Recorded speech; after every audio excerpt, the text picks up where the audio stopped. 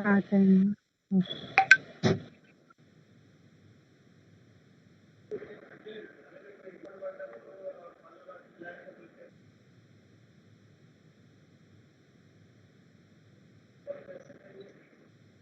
So I wish a very pleasant evening to all the participants, students, and staff of various colleges.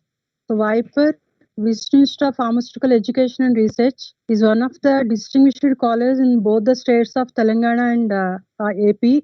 So it was established in the year 2007 and was inaugurated by His Excellency Dr. APJ Abdul Kalam, and under the aegis of Sri Vishnu Educational Society, under the dynamic leadership of Sri K.V. Vishnu Raj Garu.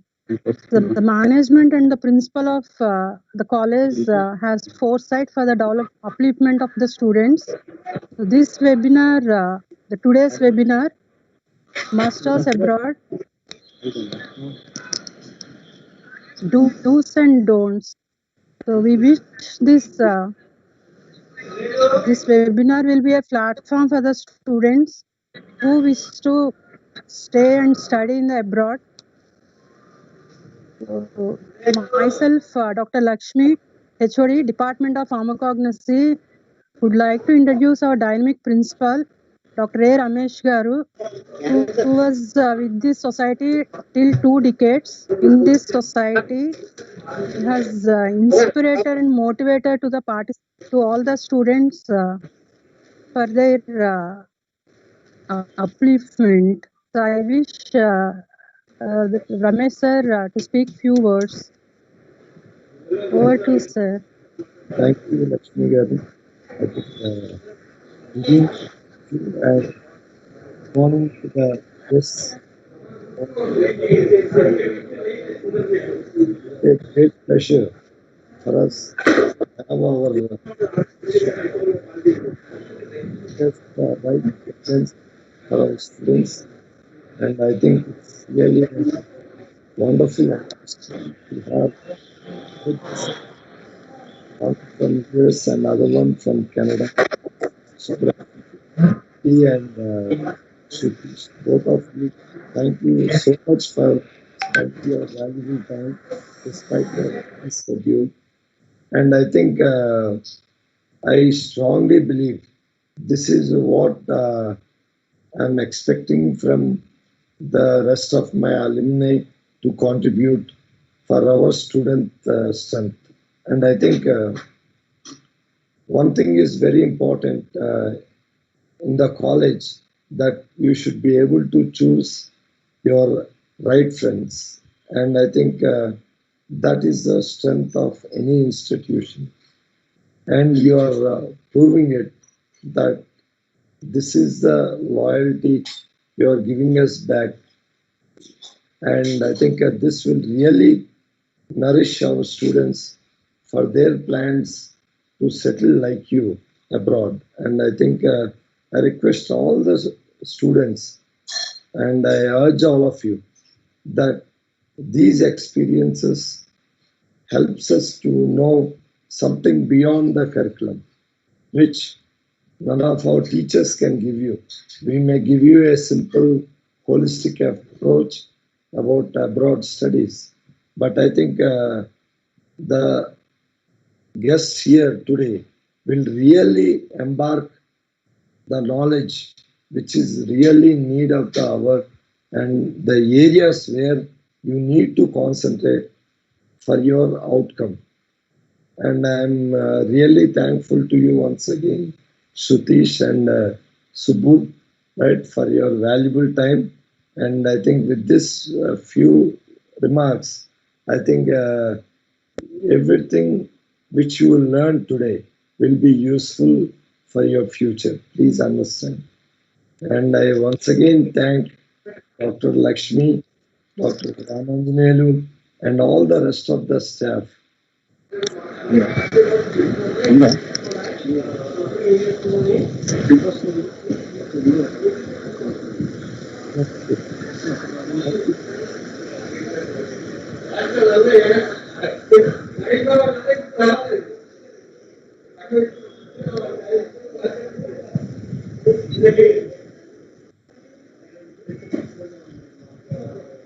Thank you, Lakshmi garu.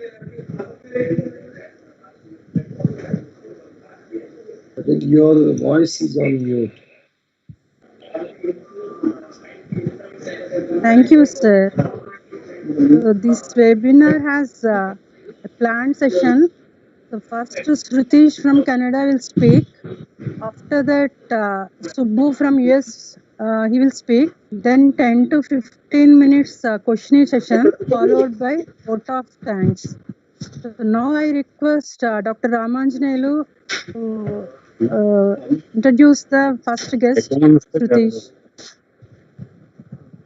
Good evening, all the participants and dignitaries. Myself, Dr. K. Ramanjanelu from Viper.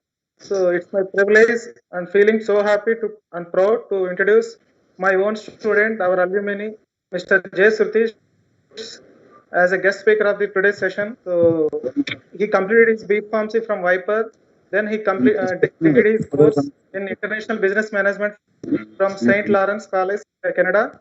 He started his career in as a business analyst in carrier, then later moved to IBM. Then presently he is working in Siemens Canada as a quality analyst. So with this, I'm hand over this session to Satish. Over to you, Satish. Thank you, sir. First, I would like to thank VISHNU Institute for giving me this opportunity and helping out students with their higher education, what to do and what not to do exactly.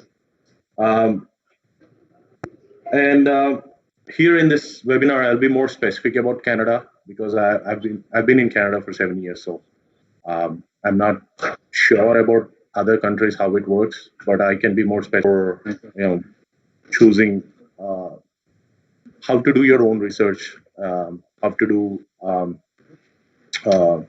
to look at the structure, how to go through colleges, whether you get scholarship or not, whether what's the status in Canada for a healthcare student, or it could be a pharmacist, or could be anyone, and what mistakes I did, what you shouldn't do. So these are some basic things that I would like to, navigate you through. So let's not delay it. Let's start it. First, I would say why Canada. So, so to be clear, I'm in Canada, so I'm trying to be more specific about Canada. So, there is world is so big. Why Canada? First thing, as a student, you look for quality of education. Canada ranks always in top 10 countries. So you always get a good quality of education. The second thing is research options. If you want to look into research, if you want to do further higher education, or you've got a lot of good universities here, you can opt for researchers and etc. And good opportunities definitely. There's scarcity in not in jobs, but in workforce for pharmacists or any healthcare. So they're looking for people here. So I would definitely encourage you to try, take a shot, do your own research, and then the next one would be competitive salaries. Definitely, you get a competitive salary. Basically, we have a notion in India that engineers are more, get paid well and etc. etc. But it's not that. It's not true in here.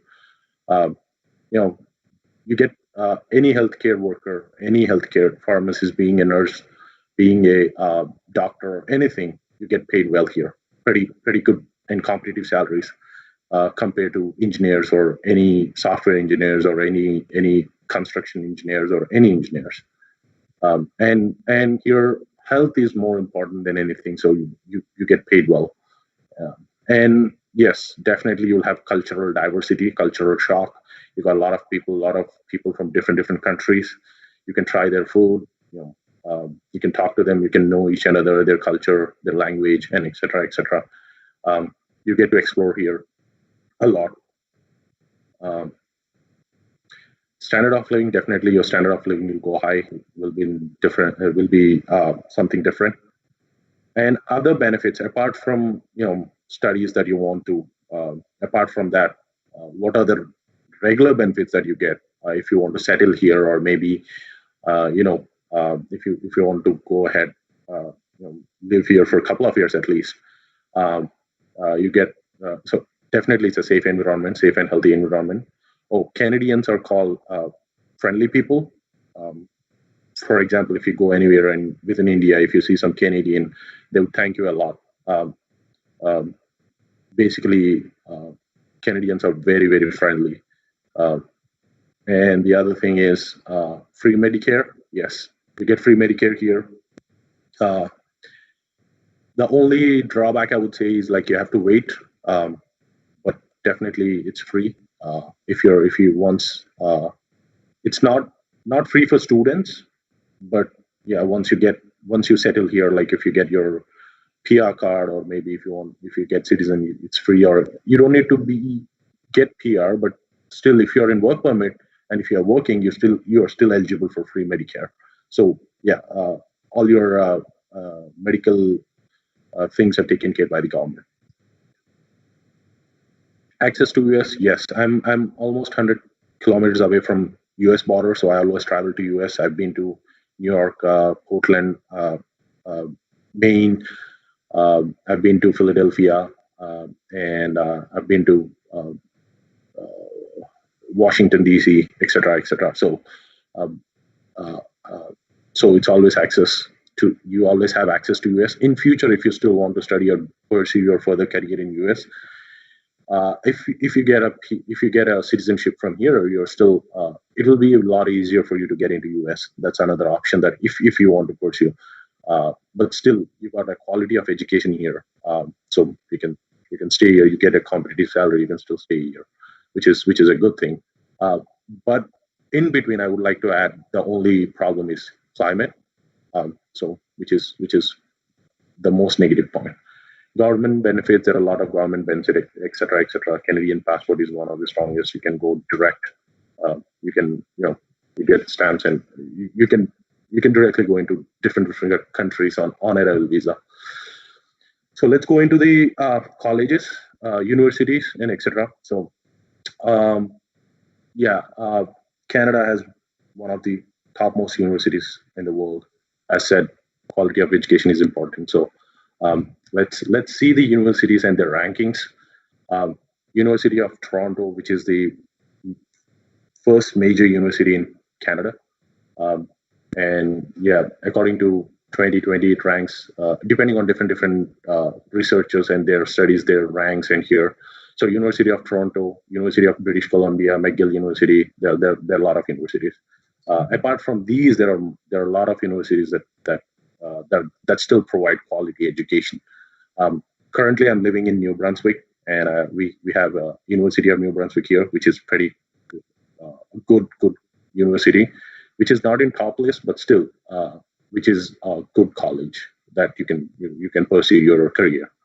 So I'll walk you through some of the do's. I mean, this is a do. Do is something that you should do your own research. That's what I believe in. When I was a student, I didn't have. I was one of those students where I didn't do my own homework.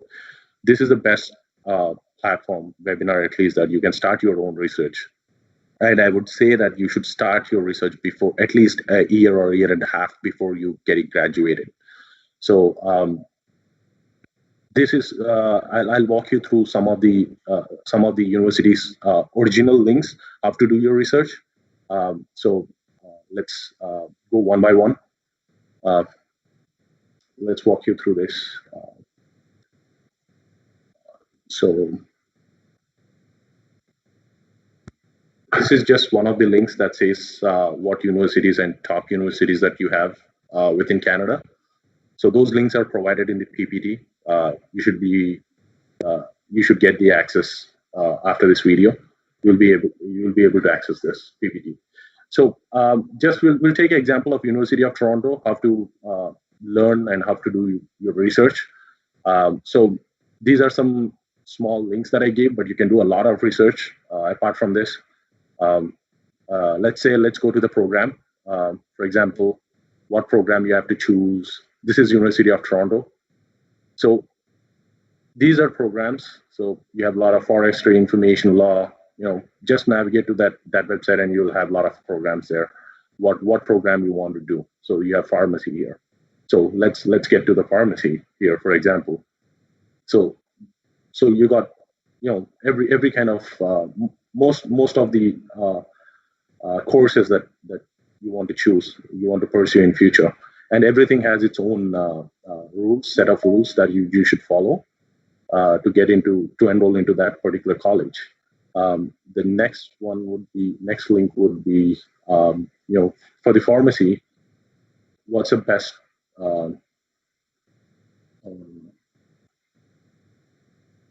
Let's go through what are requirements for pharmacy, and so Doctor of Pharmacy, which is pharmacy, Master of Science in Pharmaceutical Sciences, Master of Science in Pharmacy, etc., etc. So you can go through a number of pharmacy programs here, and let's go through just the basics of pharmacy, Masters in Pharmacy. So the whole course is for almost, I guess, 2+ years. Pharmacists now, I'll show you. So the whole course is for about 2 full years if you're a full-time, and I would suggest you do full-time, don't do part-time. Sometimes you might have legal issues later. So they still allow you to do it, but do your own research before doing that, because when you're applying for permanent resident or something, you might be asked, why did you do part-time, and etc., etc. So it's better you get full-time. And there are certain rules, there are certain restrictions that certain criteria that you have to meet to get into this Masters in Pharmacy. Required experience, they're looking for 2 years experience at least. And what are the, so full-time students, it's 12,400 per year, I guess.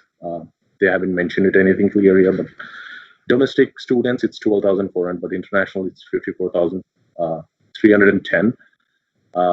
And it's 2 years. So I think the structure is divided into 3 parts. Your course that you have to take, that might be 8 months, and your practice for 16 months. They take you to clinical practice and etc. That's for 16 months. I guess you will be paid for it. And the last would be you'll be in real world where you work with people. So I think you'll be paid. That is your last semester, I guess. So let's go through the PPT and see fee structure. You'll have further as we go on. You'll have some other what they call the fee structure and the course structure. So for international students, for you, what's important? What is the criteria that you have to meet to get into these universities? Let's go through that. So they're looking for GRE, general test, TOEFL, yes, you have to do, and this is what they're looking for, 50 percentile and all this. This is basic requirement. They're looking for GRE test. They're looking for your IELTS score, both. They're looking for your IELTS score, requirement score. So it's not necessary. This is University of Toronto, but this is not necessarily applied for the rest of the universities. I'll navigate you to other examples that we have. I have in the PPT that doesn't require GRE, that doesn't require IELTS score of 7, I guess. But I would think to get into masters, you need at least 6.5 to 7, and some universities prefer 7 or 7+, I guess. So I would suggest prepare at least a year before and get your scores ready before applying to the colleges, any universities. And apart, those are just as one of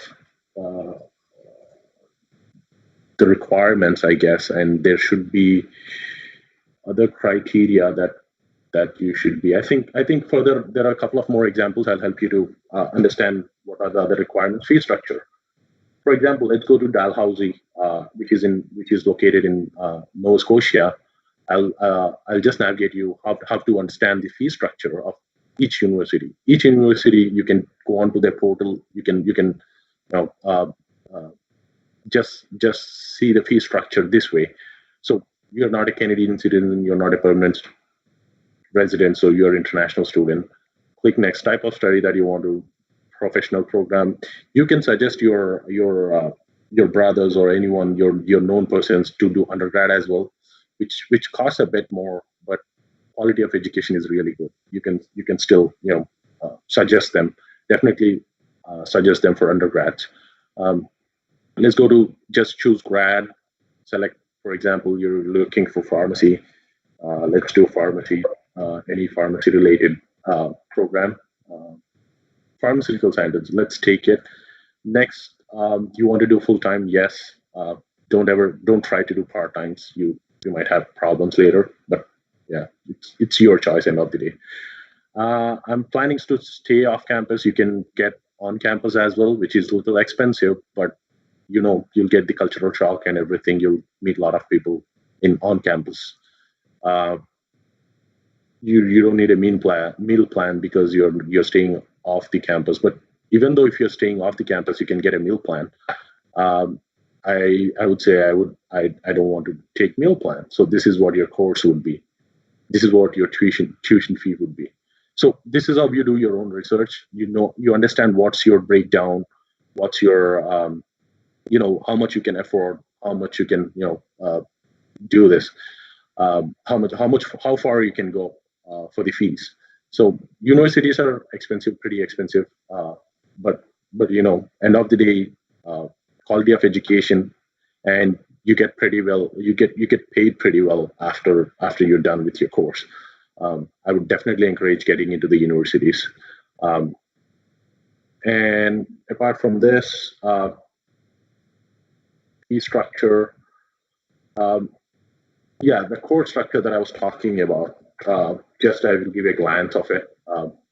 You can do a lot of research just apart from that. You can call them, to understand. I would even encourage you to, get into the Facebook organizations. There are Indian organizations. There are a lot of different organizations on Facebook regarding if you're looking for a university, get into Facebook or get into their. There would be a lot of other tools that you can talk to people. So just ping them. You can get in touch with your seniors. Those are already pursuing their. So I would really encourage getting their opinion on colleges but don't lose your stance. You want to do what you want to do what you like to do. Be very clear on it and take advices. You might get negative, you might get good advices, you might sometimes think you might just get carried away by what some other person is saying. Do your research. That's what I'm saying. That is what we're doing here. So better you do your own research. So this is for example, I'm just giving you an overview, just a glance. The course is for 8 months practice and clinical practice. So this is for 16 months and research is for 24 months. So this is just a simple example on how the course structure would be for 24 months, which is 2 years. So that is just a glance for how your course structure would be. One of the studies from Canada that regarding pharmacy says that within coming years, 13,000 or more jobs will be open for pharmacists. Oh, it's just 13,000. No, 13,000 is huge here. 13,000 is a lot. The population of Canada is very low compared to India. India, people get graduated every lakhs of people come out from each state within a year. But 13,000 is a huge in Canada. So at the same time, I would say that there is shortage of pharmacists, there's shortage of healthcare workers. definitely you can take advantage of it. So there is always a shortage of people in here, so you can definitely take advantage of it. Yes, growing. For example, if you take pandemic, growing health concerns and issues, definitely there are still jobs that will be open, and new researchers that will be coming up, depending on the especially in the COVID and etc. etc. So I definitely uh, you know would think that there's still jobs. There's a lot of jobs that will open for you, and mostly the uh, health health related. I would say Prince Edward Island, Alberta, British Columbia, Ontario. Most of the states have uh, uh, you know high demand in pharmacists. So I would highly encourage try do your research or try applying for uh, universities here. And you should fact is that you should know Canada has more aging population than young blood. So I would say that take advantage of it. So pharmacists are paid. So why advantage of pharmacy? Why do you want to do pharmacy here? Why or any health related you know, job? Any health related jobs are paid. They're paid pretty well, as I said. You have luxury. You get within that pay, you can lead a luxury life. Definitely, you can lead a luxury life.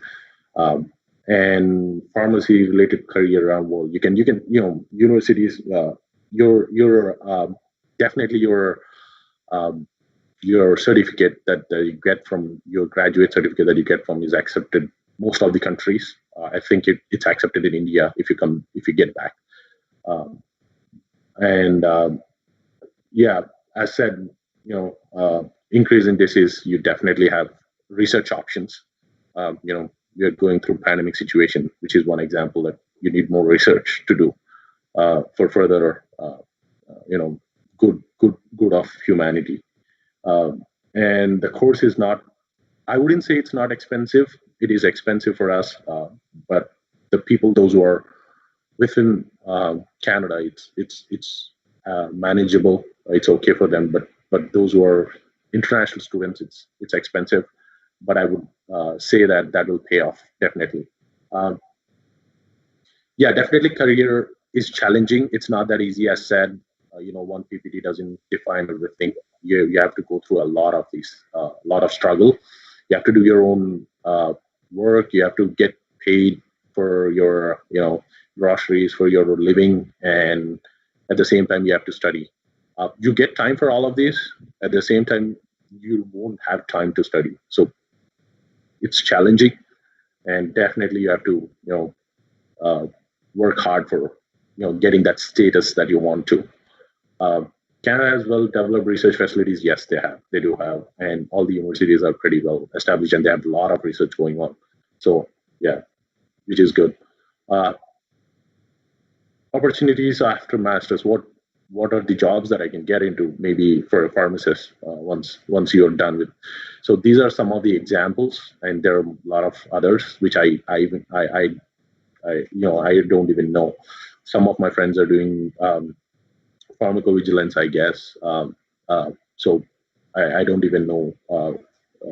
Some jobs are out there which I don't even know. So these are some examples. Regulatory affairs, you get paid around 50.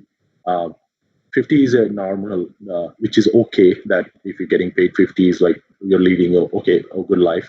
QA/QC is something you get paid 60, which is uh, uh, about a good average. And hospital pharmacy, sales representative, research scientist, pharmacy practitioner assistant. Remember here, uh, pharmacist, you get paid 100. 100 is a very good amount per year. 100K is I would say that you would start with 80, 75 to 80, and within 5 years you would go around 140. So which is a huge money in Canada. So if you're going around 140, 150, you're like one of the few persons that you reach there. Uh, so some as I was talking to my lecturer, Lakshmi, She passed me a few questions. I would clarify a few general questions here. Um, um, some general questions: do I need to do IELTS? Do I need to do TOEFL? TOEFL? Do I need to write TOEFL? So I'll give you example, small difference between University of Manitoba and Dalhousie. Basically, Manitoba has certain rules, and Dalhousie has certain rules. That is what I'm trying to get you. What you should do is you should do your research. Which college has what restrictions, what criteria that you should be meeting. So, for example, Manitoba asks you to, if you want to do your studies in pharmacy, masters in pharmacy, they're looking for at least 4 years undergrad or grad that in this particular, uh, you know, uh, pharmaceutical sciences in this particular courses they're looking for. So I think you will be eligible if you're a pharmacist from India. They're looking for at least this GPA. If you want to calculate GPA, you can Google it. It's somewhere around 75 to 80, I guess. So you should have at least, if you want to get into university, that is one key thing. You should definitely have a good percentage. Um, at least I would say about at least 75%. That is a minimum that I would think. But uh, some universities offer even 65. Some universities offer 70. So go and search for them in case if you're not fitting in that particular area. But I would say that 70 is the minimum to get into university. I'm guessing, but there are universities that would accept 65 as well. Um, so you must have IELTS, any English. So previously you saw in University of Toronto they were looking for TOEFLs and IELTS, but here they're looking for just IELTS. I mean IELTS in the sense like any English language that is recognized, any English language test that you take is recognized by them. So you can take any of those. There's CELPIP, there is IELTS, there is IDP, etc. So you can do any of those. And there some departments are very specific about their criteria. You have to speak to them to get more details on that. So I wouldn't. I think 25 rupees of your recharge on Canada will help you to call them. I think you can talk to a lot of people there, staff, and they have their contact numbers there. You can always talk to them regarding the courses and what is your future after that. You are always welcome to do that. I think they'll have their everything details on their website. Um, See, for example, here I should please visit this page so that you can go in that particular page and you can get the details and you can send out the email with your questions and they'll help you out. So as I said, they're not very specific about what test that you have to take. You can take any of these, and they're looking for this band. Overall, they're looking for 6.5 for IELTS. So. So these are some other tests that you can take, which I don't know, but here is the TOEFL that they're looking for this score.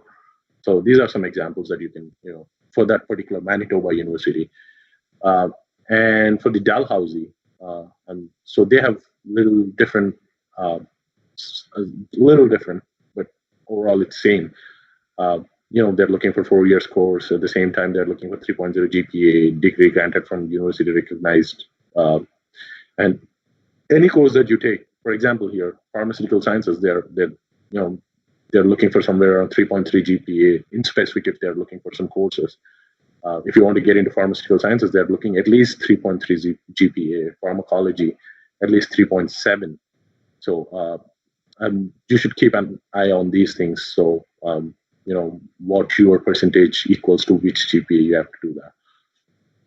So for the English test, as I said, Manitoba has 6.5 for IELTS, but here the English language here is 7. So there is a difference here, and rest of the things they're looking for some other scores. So just make sure you to fit into this Dalhousie, you have to definitely get IELTS 7, and in the Manitoba it's 6.5. So this is how you compare things. And scholarship, yes, you can get, you will be eligible for scholarships, but it's on merit basis. It's something that they'll look at your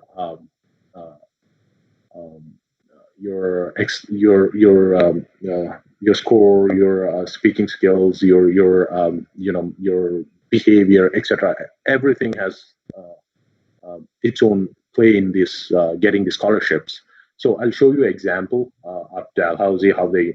It's not that there is only one scholarship. Uh, there are multiple scholarships that uh, Nova Scotia, the Dalhousie University grants. So I'll give you some examples of these. How for international students and the regular. Oops.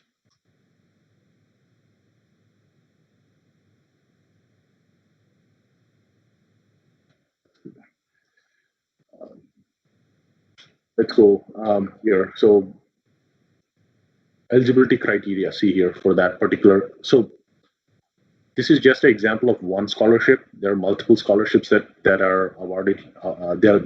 They are here. So see, I think these are all scholarships.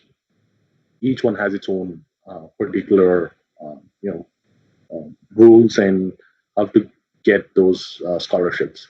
So, for example, your harmonized scholarship, I'm just showing what's the eligible criteria for it. So, these are certain eligible criteria: your research potential, your communication skills, your leadership skills, your academic excellence, leadership. All this, they'll calculate all of this, and they'll award you with scholarships. And their scholarships are 10, 15,000, or 20,000, which is a good amount that you can utilize it for your rest of your studies. So I would they would look into every aspect of you, and they'll award you this. If you're eligible, you can apply. And after that, you can. Every college has its own scholarship. There's scholarships from central. There's scholarships from states. There are scholarships from within the university. So you can be eligible for any of those if you fit into those criteria. But you should, every website, you can just go and look for what rules that they are mentioning there. And last but not least, community colleges. I would say not I would not say not to choose them, but if you get option of university, I would have definitely encouraged you to get into universities. But hey, I'm one of those students. I'm not eligible to fit into those particular criterias. What should I be doing if I want to pursue? I would say that you can definitely get into some of these colleges, but they don't have pharmacy or etc. They have like pharmacy technician. They have certain other jobs. Certain other courses that you can take related to health. But on the other hand, what you can do is you can prepare for your pharmacy exam, which I would highly encourage to do it. Back when I started pursuing my studies, I didn't know all of these. I just bluntly went into international business management, and I'm into some other different stream. But I would say that suppose if you're into university, you definitely would get into pharmacy or some good healthcare jobs, and you get paid well. But if you're getting into colleges, it's not bad. Colleges are also pretty good. They have good education, but it's not that you don't have a lot of opportunities in that for a pharmacy student. And I think you won't even get a master's degree there, so you would be getting diploma, etc., etc. So I would encourage you to get into universities. And though if you suppose, for example, you don't have options, I would say that I'm sorry. If you say that no, I would like to pursue, but I maybe I'll take some pharmacy technician, etc. Yes, you can go ahead. You can do it. It's not that it's a bad thing. You still get paid well. It's not as enough as pharmacists get paid. Pharmacists are getting paid like 150, 120, 140. So, that's a luxurious money compared to pharmacy technician. But you say that let me I'll work hard. So yes, if you work hard, you can do your pharmacy technician. On the other hand, maybe after the technician course, you can still write. You can give your exam, pharmacy exam. You are still eligible to give your exam because you already have graduate you're graduated in a bachelor's of pharmacy, so you still are eligible to write the exam, but it's a very I would say that you have to work hard for it. You'll have three exams. One is written test, the other one is practical test, and the other one is oral, I guess. So the three tests that you should be giving. So you can enroll and you can give those tests for it. But going through all that pain, it's better to get into universities. So you do your studies and you get into job. That is very easy.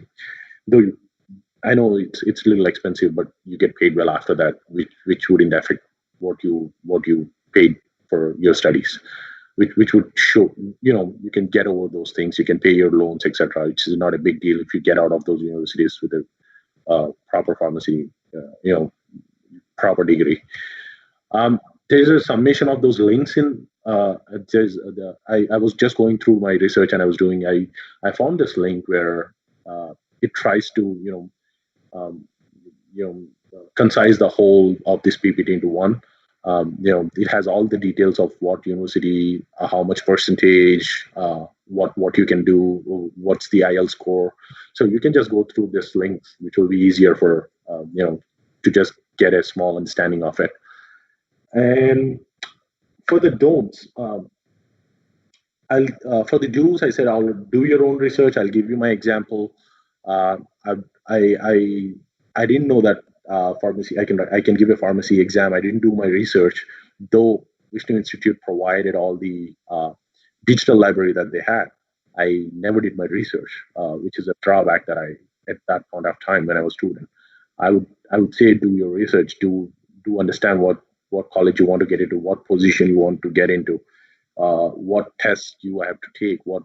So those are important things. See me, I came here as an international business doing international courses, and my stream went totally in a different way.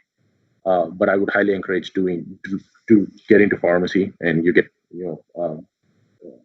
and one more thing, I haven't done a research on this, but I would say that one of my friend who's already a pharmacist, uh, he said that there are chances of getting into uh, more better fields like it being a doctor or something. You get some after 3 years of pharmacy. It's just an oral talk that we had, but I haven't done any research on that.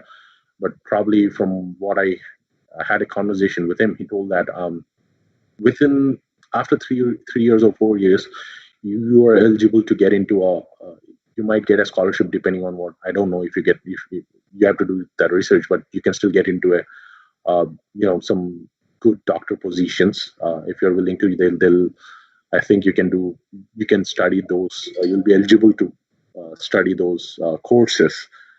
So I think I would, in case if you want to pursue more, if you want to study more, you can just from far after pharmacy, you can still you'll be eligible after 3 years to get into a doctor course or something, some other good more professional courses that you want to. And apart from all these your web searches, Google searches, I would highly encourage to talk to the local people, those who are already in the universities, that place, what's the climate. And I would say that our Canada is more about -15 always throughout the Canada for 6 months, and you'll see snow apart from British Columbia. So, which is a big drawback, I feel, but I feel personally, which is like a lot of snow and a lot of cold. Um, I would say don't get carried away by someone else's thoughts. If you're strong enough, please keep it, stand on your own form. Especially when you go to consultancies, they try. It's not their wrong. It's our guilt, our fault, I'll say, because you want to get into abroad. You want to just go to abroad, and you want to study there, and you are in a hurry to get into a course, and you just take. They'll give you a better option, not for what you want to pursue, but they'll say that to go in to get into Canada or to get into somewhere else, they'll give you some better options how the way to get into Canada. But it's not that what if you don't want that, please make sure that be firm on it. Um, I won't say consultancies are bad, but still make sure what you want to do, be clear on it. So don't get into traps. Um, uh, their consultancy's aim is to send you somewhere out where you want to. They'll do whatever they can, but it is you what you want to do has to be clear on it. Yeah, I think I'll end it here as of now. I think I've tried to cover what I as much as I can, and probably after I'll pass it over to Subbu, my friend and my junior. He's in US and he'll give more clear about how US studies and what's more with US. And for further questions, I'll wait till this webinar ends, and I'll take your questions. Thank you so much. Yeah. Subbu, you can. Yep. Thanks, Ritesh, for the very detailed information and passing it on to me. And yep. Just a moment. I think I would pass it to Ram sir. Before that, I think he would want to introduce you before that. Ram sir or. Oh, got it. Okay. Yeah, I'm really sorry. Yeah. Oh, no problem. It will be after this talk. So, thank you, Ritesh. Hello. Thank you, Ritesh. Thank you, sir. Yeah, thank you. Yeah. So after the Subbu session, we'll discuss about your interact with students. After Subbu, we'll discuss the questionnaire, sir. Okay. Yeah, okay. Sure. Thank you. Okay. Actually, thanks, sir. Most of the questions posted in live session, sir. But after second speaker completed, we'll start the questionnaire. Yep. Got it. And good evening, my dear participants and dignitaries, and good morning to today's guest. So I'm privileged to introduce my own student, our alumni, and today's guest speaker, N. Subbaram Reddy. So he completed his B.Pharm from Viper. Then he did his master's in health informatics from Marshall University, West Virginia. So presently he is working as a regulatory affairs specialist in Assist Medical System. So with this introduction, I hand over this session to N. Subbaram Reddy. Subbaram Reddy, carry on. Yeah. Thank you, sir. So, yep. Hi, everyone. A very good evening to each and everyone, all the guests who attended this session, and the faculty and the students who are intending to do their masters abroad. So, I would like to introduce myself. This is Subbu. I completed my B.Pharm from Viper College, and I did my master's in West Virginia, Marshall University in USA, and I'm presently working on as a regulatory affairs specialist in the medical devices. I work for the Assist Medical Systems. So it's been already 2 years. I've completed my work anniversary, and yep, it's been a great journey throughout. So I would like to generalize the things, and so I don't want to repeat all the things what Srutish have covered. So Srutish have covered pretty much everything what intendee of a student who are intending to do their masters abroad. So he pretty much covered everything, and it's all the same. Whoever is planning for a masters abroad, whether it might be Canada or USA or UK or Australia, anywhere. But the only thing is that you have to be good enough to do your research and choose your universities and the courses what you are aiming to do. So it's all about your research and taking the inputs from the seniors or the people who did have the experience in that universities, in that courses. Yep. So I would like to share my screen. Yep. Can you all see my screen? Can someone respond?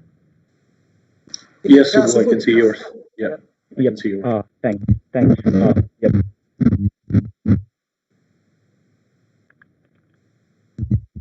So, yep, the basic recommended steps, everyone knows it, like preparing for the test initially, getting the good scores to be eligible for the admits, apply for the universities and courses of your choice, get the visa approval, complete your master's and walk out proud with the degree, apply for the work authorization and get a job. Yep, you might be thinking that, like, is it that simple? Yep, it is simple. When you have a solution, like when you have a strategy, there is always a solution. So just to be clear, do your research. It is like talking to all the seniors and everything. So when you have a strategy, it will be easy for you to get through this. Yep. So I'll be going with like when to start.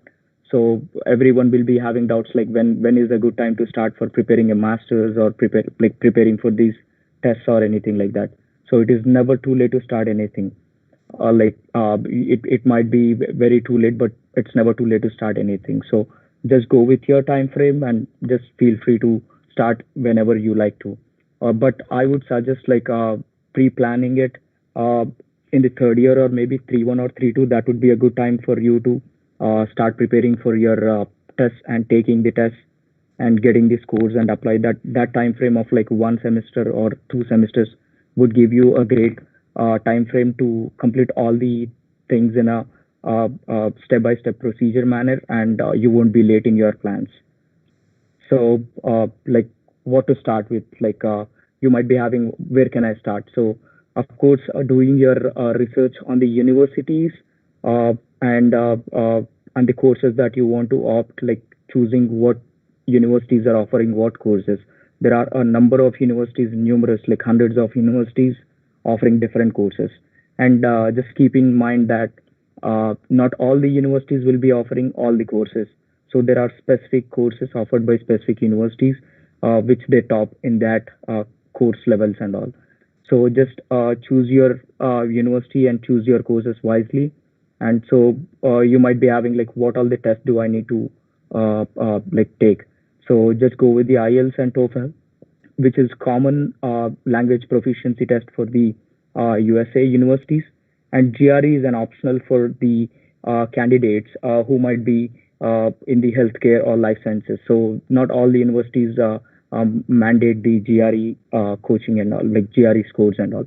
So there are some of the other optional tests like a PT, SAT, GMAT, etc. GMAT is for like administration courses.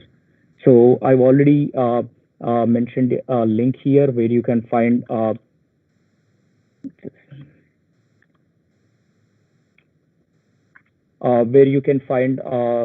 information about the tests and the fee structure and type of tests.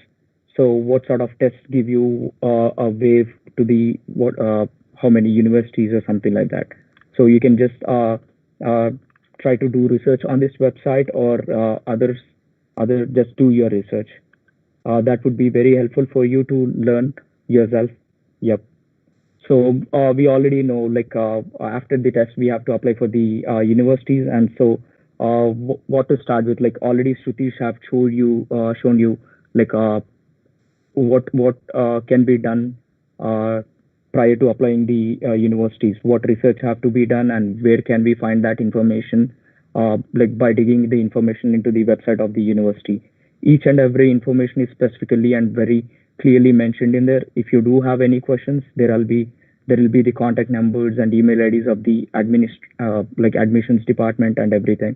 And take the inputs from your seniors who already did their masters in that university or in certain part of that region.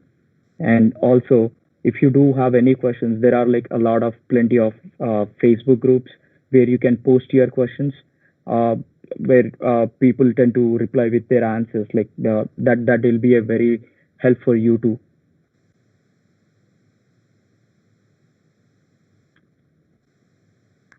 So how to choose and what to choose. So as I already said, like not all universities will be offering all the courses. So here is one of the link that you can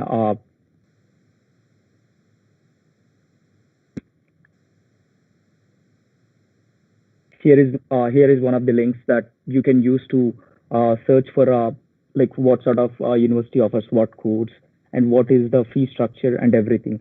Let's say, for example, let's go for a Marshall University in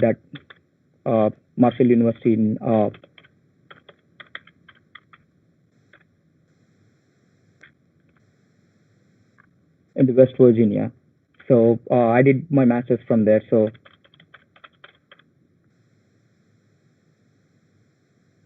you can find you can Google it here and you can. Oh, sorry, my bad. So let's say, for example, like go for searching with the course structure or course name. You can find a lot of information in here with the university names, the location of it, and and that link will direct you to that website, and you can read a lot of information from here. So what sort of the course curriculum it offers, and what all the universities offering that course. So you can find a lot of information from here. And also, I would like to specifically take a chance to explain you an important topic when you are choosing your courses. So, as a lot of might not know about like the STEM courses and the non-STEM courses in USA. So, when you are choosing your courses, be wise to choose those courses. Depends upon your interest. But most of the students who done their masters abroad in USA or something like that, like would suggest you to go for the STEM courses. The STEM courses are nothing but like science, technology, engineering, and mathematics. So these courses offer you provide you a 3 years of OPT after your masters, where you can get a chance to work for like 3 years, and you will be having like three chances to file for a H-1B, where you'd be getting a work authorization extension. So non-STEM courses won't give that flexibility to you. They would be offering only 1 year of OPT after your masters. So that will be cutting out your chances for a H-1B to 1 year, one chance, than when compared to the STEM courses. So here is the link that directs you to the list of the STEM courses. So just feel free to do research on that and see what courses, if the course you are intending to do, or does it fit into the STEM list or not. So you do have a CIP code title and the CIP code for all those courses. So you do have a list of all these courses, and you can just do research on this one. I guess this might be a lot of helpful for you. So STEM courses and non-STEM courses is a really an important topic when choosing courses in the USA for your masters. So, and also like Sutish already walked through this information on how you can find the job opportunities, or how to explore the university website. Just everything is in there, just a couple of clicks away on the internet. So just make sure to do your research and take the input from the seniors, and don't, as already Srutish said, like my senior and my friend, yeah. So don't get over carried by the inputs. Just take what is positive and what works for you well, and always you always have a plan. So just believe in you. That's it. So you can search anything in here on the college websites or in the search bars, everything. So just a couple of clicks away. So when coming to the job opportunities, on-campus job opportunities are like part-time. Some of the questions I have to address, like part-time job opportunities or the full-time job opportunities. So I won't offer, like I won't suggest this off-campus job opportunities or part-time jobs in USA, because that's an illegal thing in USA. So you can find a lot of jobs like on-campus jobs in different departments, like the international cultural affairs department, and in your own department under your professor, just like the teaching assistants or graduate assistants, or any part-time front desk jobs. So just go for them. Everything is in like posted on the website, university's website, and you can talk to your seniors or get the referrals from them, and always maintain contacts. Maintaining contacts here is really important, and being good to your seniors is really important. Like just go with the make friendly environment with them, and then just, yeah. So as you might have the doubts, like is it affordable? Like how can I get a scholarship or something like that? As I already mentioned, like there are a lot of teaching assistants and graduate assistantships. So these graduate assistantships offer you a fees waiver for like 40% or 50% or 90%, which would be like very helpful for your fees waiver in your master's fee. So personally, I got a fee waiver for 3 semesters with a 90% of fee waiver, which almost cut my fees for 70% or something like that. So just watch out for those scholarships or assistantships, which will be very helpful for you instead of the off-campus or other job opportunities. Just try hard for them. Like maintain contacts with your prior colleagues or something like that, and your lecturers and professors and head of the departments. That would be really helpful for you. And as a main point to mention, there are some of the scholarships offered by the state governments for the overseas. So not many of you might be knowing about this one. So this is the link for an example of overseas scholarship that I've pasted here. So this is offered by the Telangana government. So I've already copied a link of this here. So just research it, and that would be really helpful for you, where you can find a lot of information in there. Look, the postings and the amendments. They do post every semester, just like a couple of times in a year. So just do the research. If you do have any questions, I will mention my email ID at the end of the PPT, so you can just contact me on this scholarship, because I know about this scholarship on a well note. So what's after MS? So as I already said, like there is you have to apply for a OPT or a CPT, which is like a work authorization after your master's.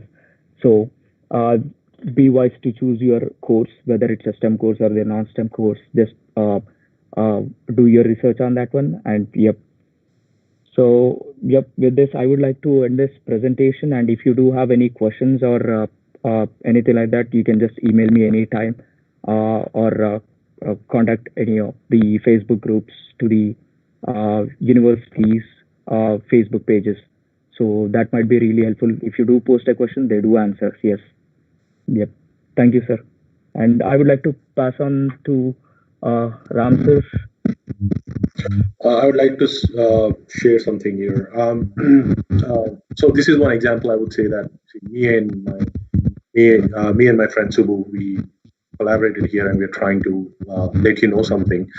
But I didn't know about the government. Telangana government is doing such services.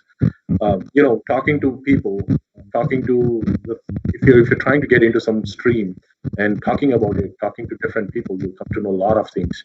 So which I didn't know, and now I know. So which I would highly encourage you to do, and talk to your seniors, where they are, what they're doing.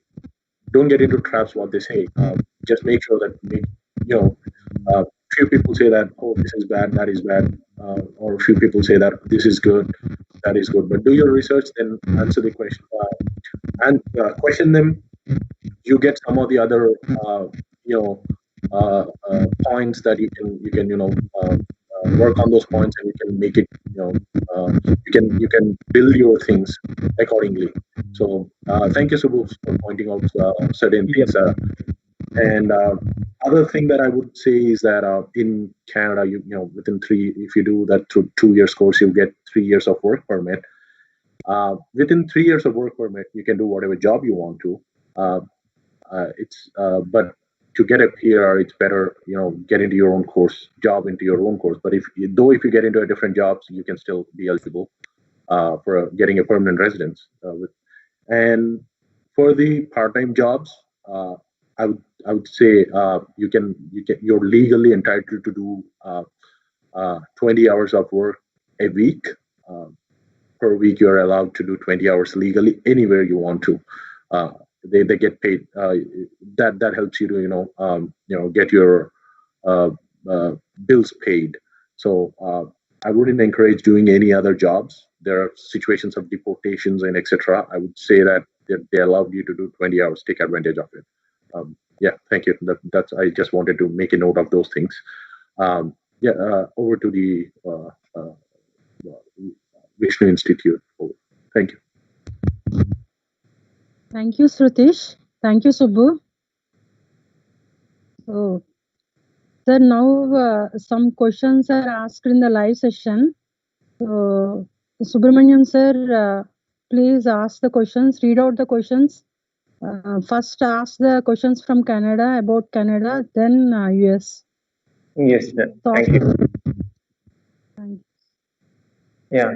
First of all, good morning to both Sujit and Subbu, and good evening to the all delegates and to the staff of Viper and different colleges.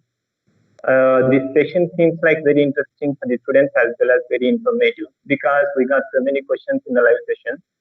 And first of all, I would like to read out some common questions. Both Sujit and Subbu, any one of you can take if you are willing to give answer for this question. First question is that, are there any universities which gives admission without GRE, TOEFL, or IELTS kind of these things of exam? I would say no here. Okay. What was that?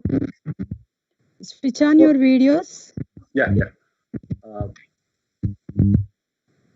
I don't know it was turned off. I didn't know that it was turned off. So, but anyways, I don't think there are colleges that would allow you to get into them without any of these English courses. So they would definitely ask one of these courses. Yeah. So my answer is the same because even the what I've seen is like even US citizens or the American students even have to attempt this GRE course when entering into the graduate colleges. So it's a compulsory course, compulsory test that everyone should take this. Okay. Thank you. There are certain colleges that would say they would accept students from those who are, their colleges are taught in English and etc. But I would say do your research. There might be something, but I'm not very much sure. Most of the colleges would expect you to have the test taken and provide them the results. Okay, thank you. Second question is that on an average, how much money do we require to finish masters in abroad? From Canada, I think at least it will take for health services, any health related jobs that you're getting, any health related courses that you're getting to, it could take up from 25 to 50 in between. It could be more, not saying less, but I don't think it would be lesser than 25K Canadian dollars. That would be equal to, I would say, I'll take a ballpark point here. I'll say a 50K, which is a 25 lakhs at least. Apart from it's just for the course. 20 to 25 lakhs just for the course. Apart from your living, your bills and etc. So it's just it costs 20 to 25 lakhs around, depending on the colleges, universities, what you're getting into. Same in US too. It's more kind of like the fee structure will also be similar to Canada. So on an average, like just like that, like do your research on the university to university. It depends upon the credit to credit and the subject to subject. So on an average, I could say is like 20 to 25 lakhs would be 20 lakhs would be the minimum amount because the prices or the fees have been raised in the past couple of years. So when we started, it was like that was like a minimum of 15 lakhs, but then 5 lakhs at least have been raised in this couple of years, the fee structures and the fees. Yep. Yeah. Okay. Next Another thing that I just want to add something in between where in case you already enrolled and you're doing your courses, if you're failed or if you failed in some certain subject, you pay a lot of money. It's like 1,500 to 2,000, 2,500. I would say better be careful when you're doing your courses in future. Remember that if you fail in one subject, you have to pay at least 1,500 to 2,000, which is a huge amount of money while you're working here. So keep that in my mind. Keep that in your mind. Okay. And it's not like a condonation fee or something like that where we pay back in India. It's like paying your whole subject fee here if you fail for that subject. So it's just for one subject. Yeah. Mm-hmm. Okay, thank you. Yeah. Next question is that are there any specifically local government or university scholarships available for these students? You mean in India or abroad? I mean in Canada. I mean local government will they provide scholarships? I would like to share a screen here, just for a moment. Okay. Please carry on. So this is one example. International students for this is Dalhousie University. There are scholarships definitely available.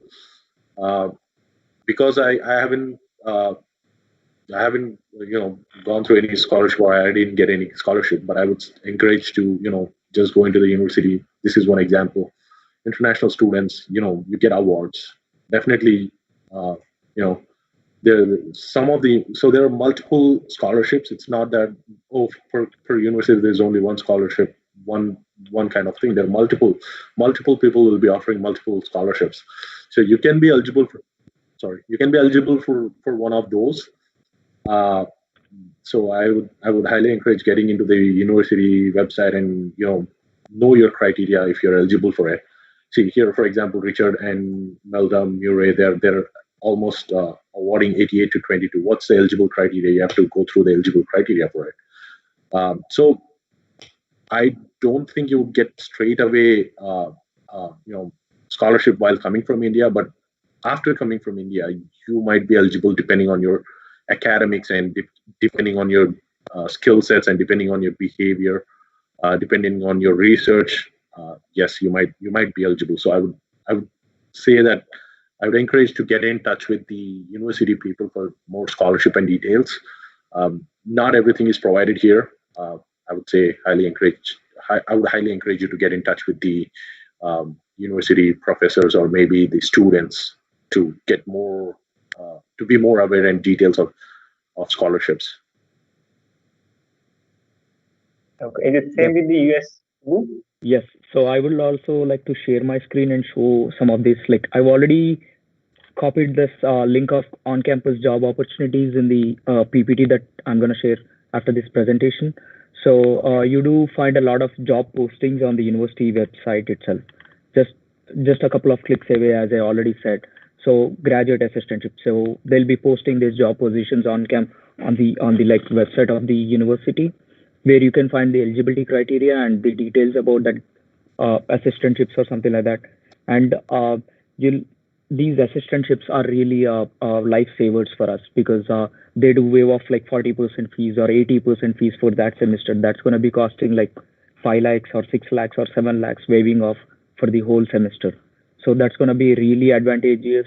So I would suggest all my like all these students who are attending this seminar to try hard for these scholarships when you're doing your masters, because this would cut out all of your fee structure or fee waivers, and also help you in developing like professionally in the university itself. Yep. Yes.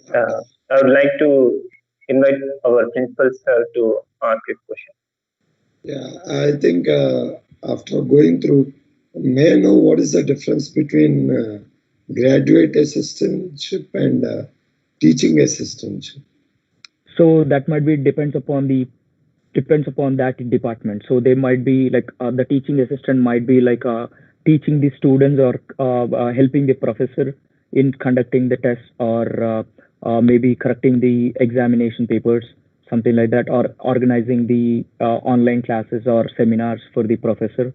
So graduate assistantships might be a little bit of higher profile, where you work with the professor on the research side, or developing your department, or something like that, departmental developmental things. Thank you. Mm-hmm. Okay. I would like to just add there in between where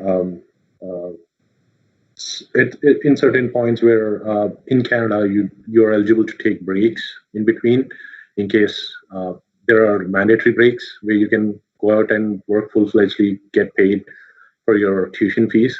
On the other hand, there are certain grants, like as Subbu mentioned, you can work for the professor. You get paid for it as well on campus, or you can do research with professors. You still get paid. So those are some advantages that you can take in Canada. Scholarships are a little bit tough and tighter position in Canada, but I would still say that there are people, those who got scholarship, you can still get in touch with the people that or do your research. Talk to them, and you'll understand what's the basics, which college has which awards and etc. So you get in touch with those particular. It will be more clear. Okay. Yep. Yeah. Next question is that which course of pharmaceutical sciences is best to pursue masters in abroad?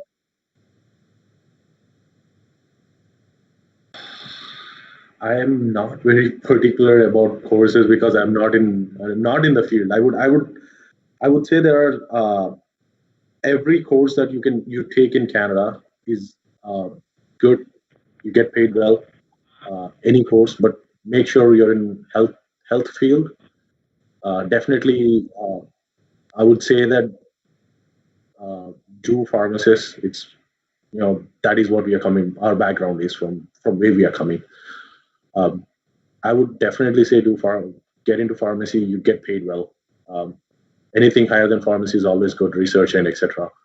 Pharmacy technician, I would say you're okay. You get paid with okay for your living standards. It's enough. It's good enough money for pharmacy technician or any other smaller courses. But I would highly encourage get into pharmacy or over the any courses over pharmacy. Um, but I can't specifically say which course is good because I'm not in the field. So I would pass it on to Subbu. Maybe he'll be more clear on that. Yeah, Subbu, what are your thoughts on this? So any course in the pharmacy is also good in here. So it depends upon the course you take and the job role you are into. It's not nothing like this is bad or this is of low profile. So every course is good. So there are some of my friends who did masters in pharmacology, pharmacognosy, and specifically into epidemiology and biotechnology, and also in case of mine, I did my master's in health informatics, so which is a combination of IT, healthcare, and business management.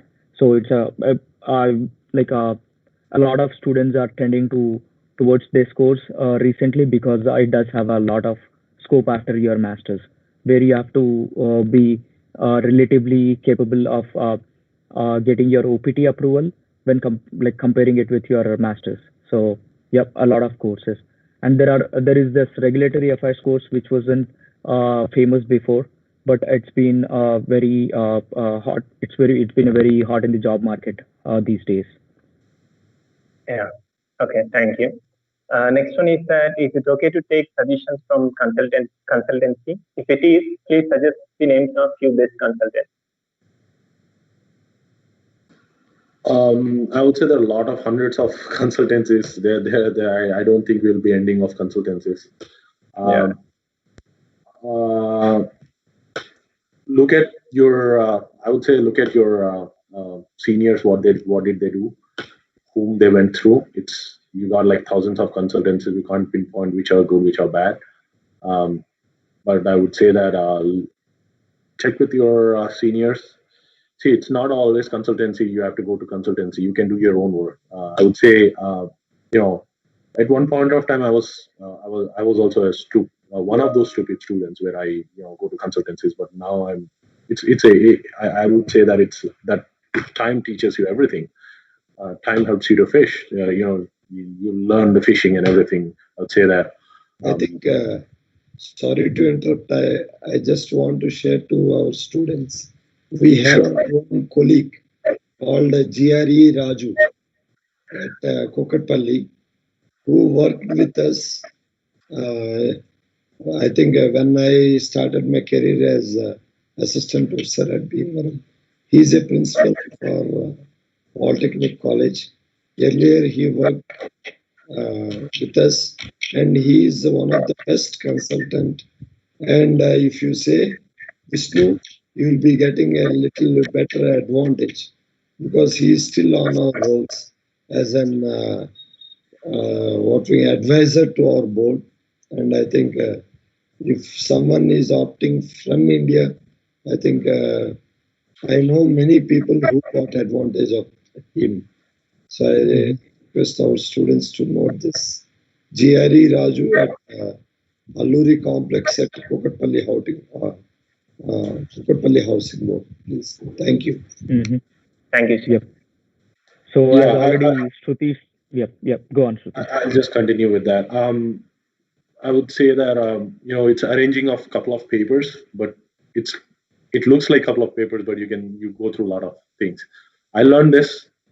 Somehow I am doing a lot of things that I never did, but I go through all the pages and I try to do my studies. I write them. I keep records and I keep the papers. It's a similar thing that you're filing for something.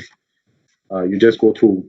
I think Canadian websites are pretty clear. So when you're applying for certain colleges, they look for your certificates, your professor's LOR letter, and your professor letter, and there are certain things, I guess. But yeah, it's not always necessary to approach consultant.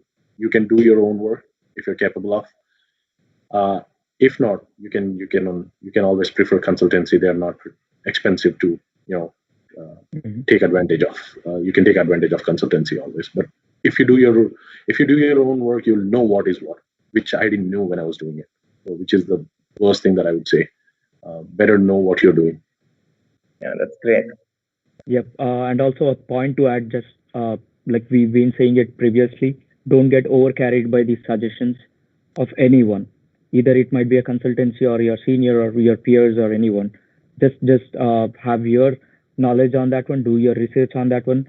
And these days, consultancies have been more commercialized, and they are being directing us to apply which university, which courses. So just be clear on your thoughts and then your decisions. Be firm on that one.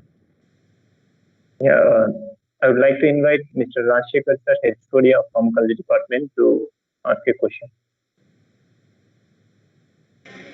Yeah. Hello. I hope I'm audible, right? Yes. Sir, you are. Yeah. Hi, sir. Yeah. Hello, Subbu and Sutish. Hello. Hello, sir. You guys are doing great, I believe, right? So my question would be, which level of DELF examination you will prefer for the students who are looking for admission into Canada in French speaking provinces in Canada? Which level of DELF examinations? French Yeah. provinces. Yeah. I have never done a research on that, sir. French provinces. I think most Yeah. of my friends, what did they do is like they just got. Some of them are doing in Montreal. They just Okay. did the IELTS course and they just straight away went to. I think that in Montreal, I don't remember the university name that he's doing, but he's into.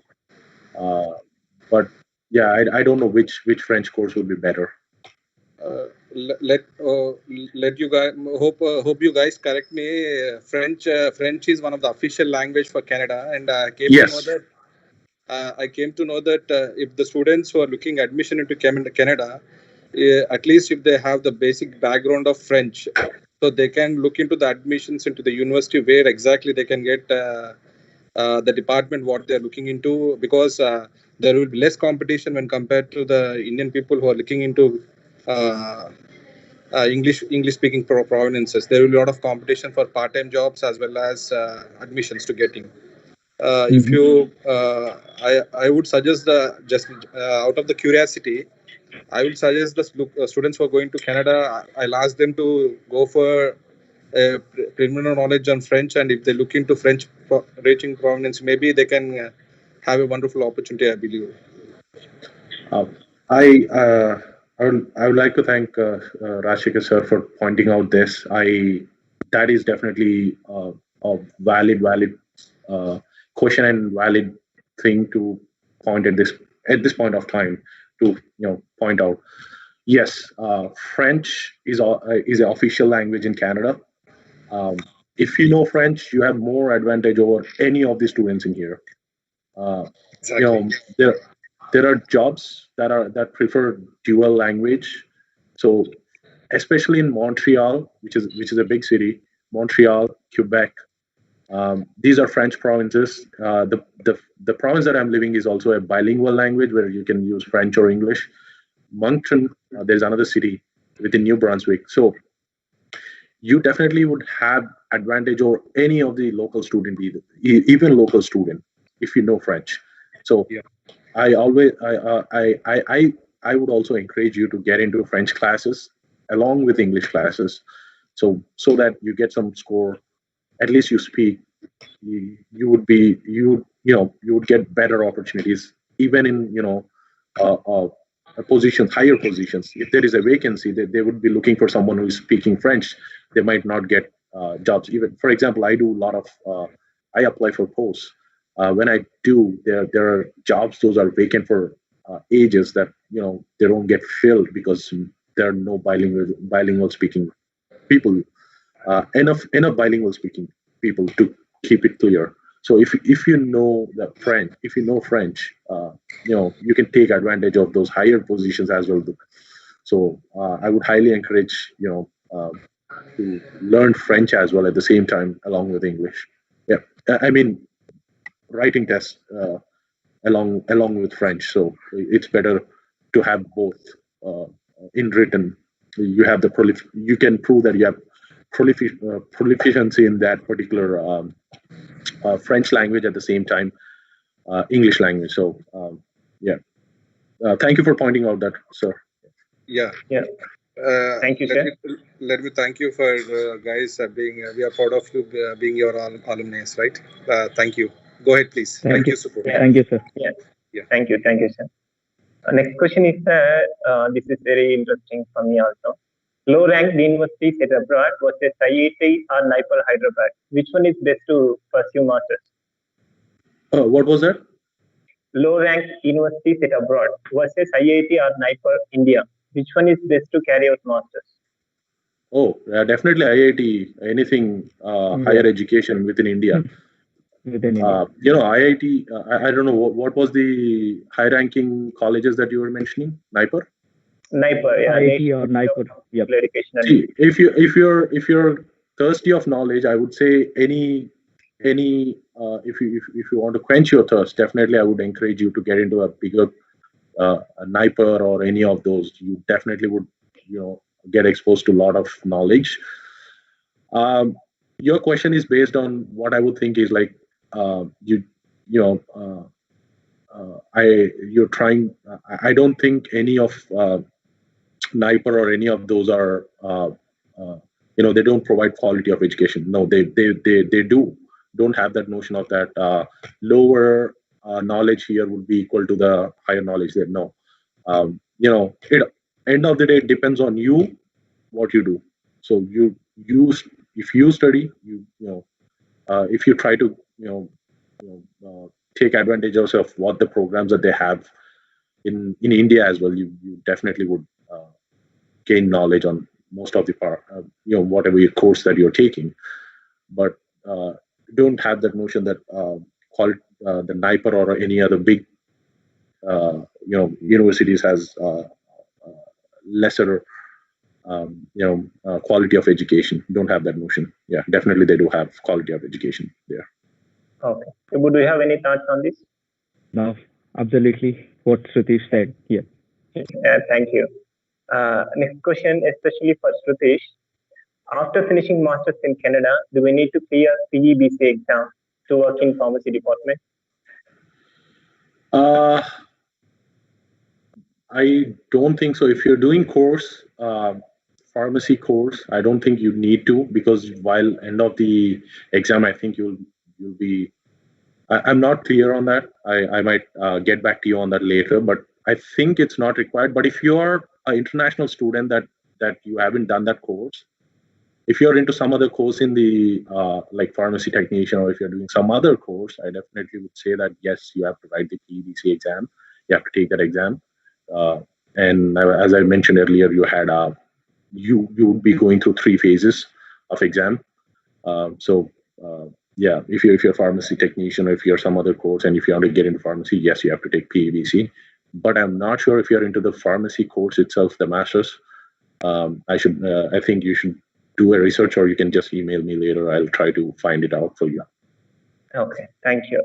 Subbu, for you, is it required to clear NAPLEX exam after finishing masters in US?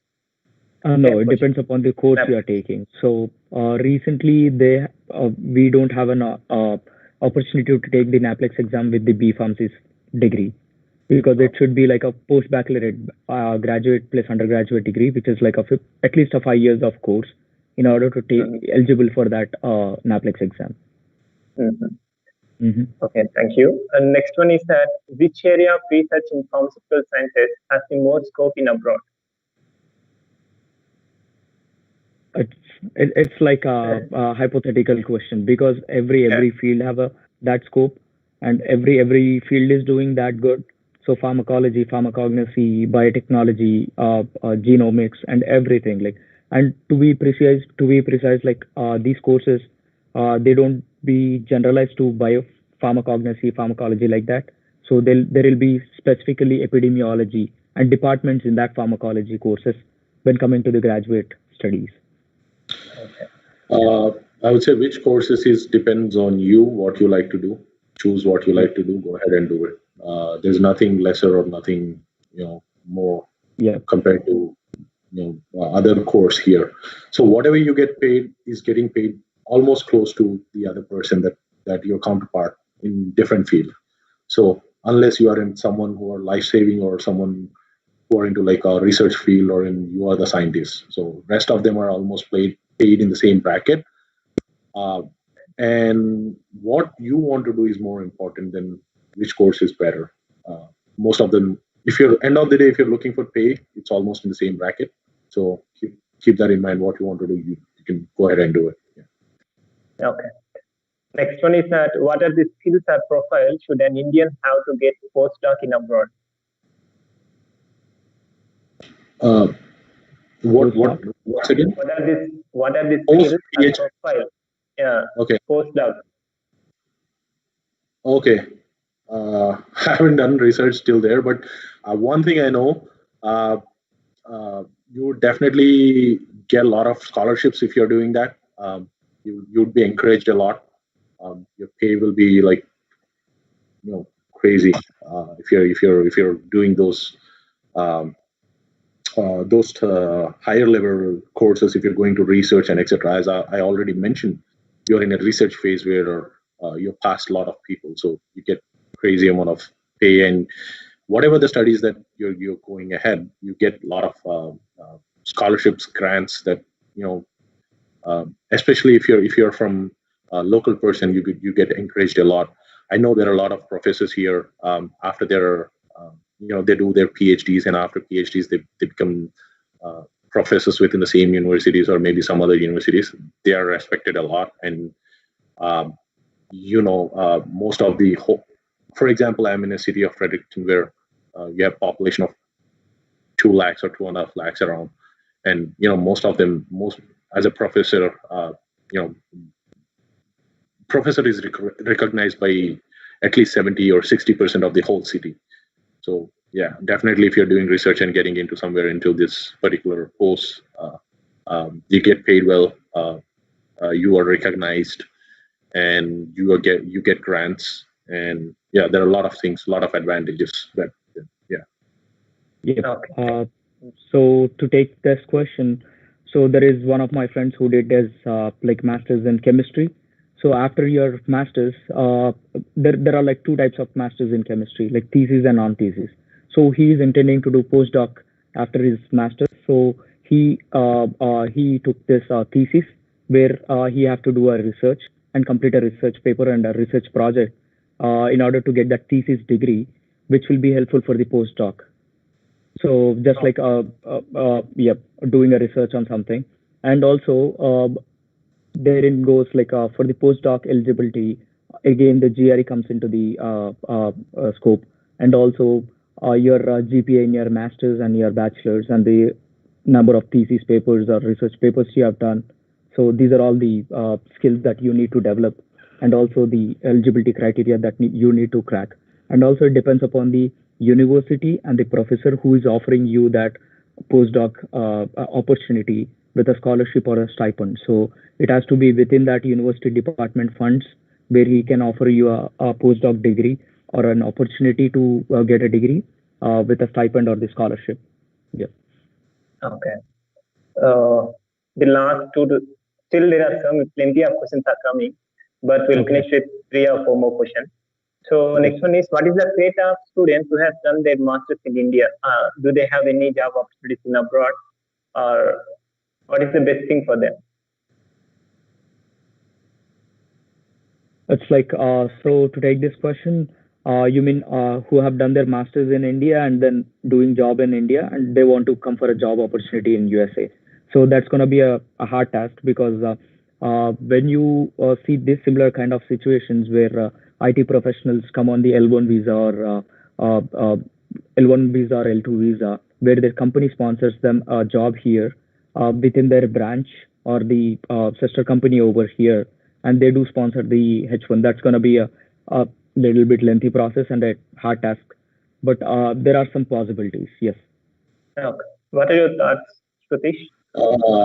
I would for masters. I think certain places, like for example in Atlantic Province, you can still take advantage of them. Like certain places where you can straight away apply for job if you're done masters. I don't know if your degree is, you have to evaluate your degree, one thing, and you have to go through certain exams that to get into post, because here in a health professional, being a health professional, you should have that certification from Canada or US. I guess I think they still accept US, but not in every healthcare job. So I would say you have to go, you have to write an exam, then you will be straight away eligible for a job. And in Atlantic Province, I'm clearly specifying it as Atlantic. There might be some other places. I'm just talking about what I know. Okay. Here, if for example, I'll tell you, some people from IT field, they're offered this closed work permit, which is called you should be working for just that particular company. When if you're working for that particular company, they'll provide you closed work permit and they'll let you come here. And after working for a year, you're eligible. Or if you get a offer letter from some certain company, you're eligible for PNP, which is a equivalent to green card for that particular state, not the whole country. But you'll be eligible later for the whole country. In the same way, I don't know any pharmacist or any masters who followed this process, but I would say for any health related job that you want to, you should have certification here to get into the job. I think you should finish that exam. I think you can take it from India as well. There is a possibility of taking it from India, but you have to come to Canada you should enroll for it. There's certain time, I guess. Please do that research on your side. I've did it long back, sometime long back. You're still eligible. You have to come in, give your exam, and then I think you have to leave something like that. So I would say do that research on your part, but you should have certification to get a job and get into Canada. You can't straight away after masters come. There are jobs, but it's not that you can straight away come in and do a job. Definitely you should either come as a student or or maybe finish your exam and then you can get a job here in Atlantic Province. There might be some different different flow in some other states. So you can do some research on that. Yeah, thank you. Last one.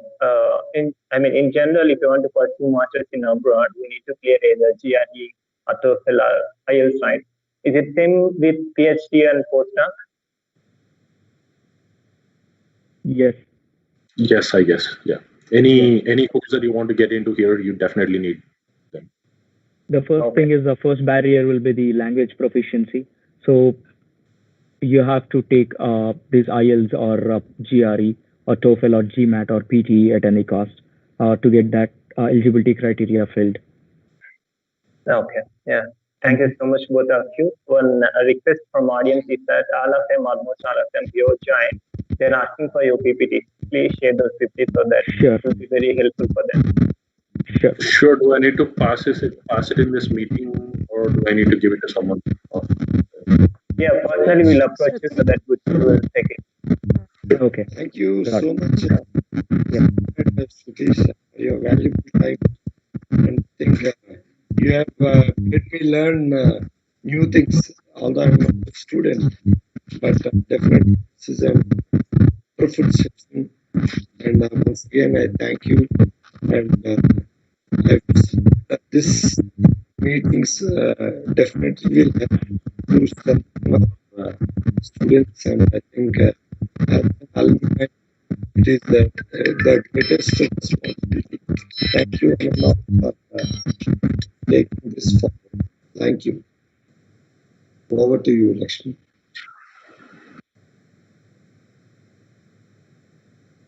Lakshmi Ma'am, madam, please. you're on mute, ma'am. Thank you, Sritish and Subbu. So there are so many questions in the live chat, but already you may have the meetings. So I'll send your PPT to the participants. Around 900 registrations were done. 300 plus students they are in live chat in the YouTube.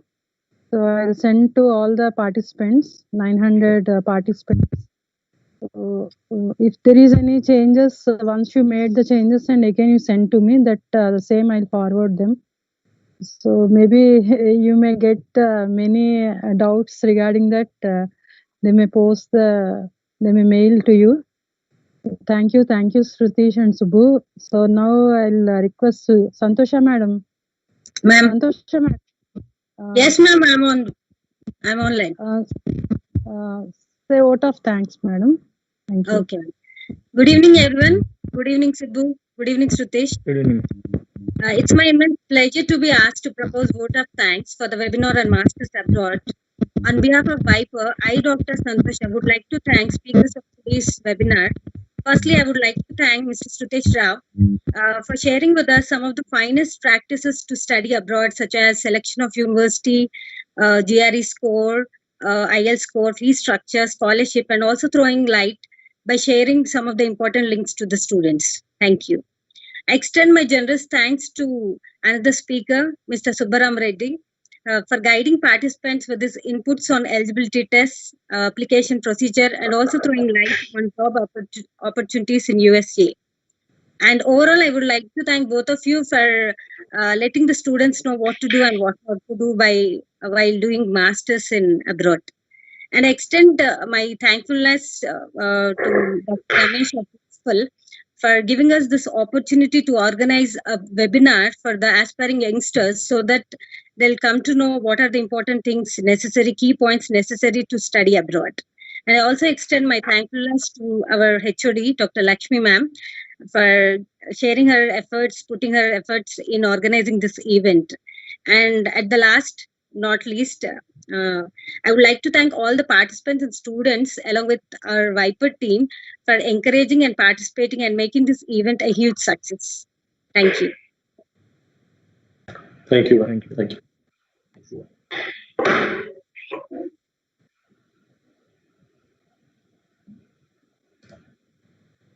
Thank you, ma'am. Yeah, Bye. yeah, thank you both of you. Bye, ma'am. Thank you. Thank you. Yeah.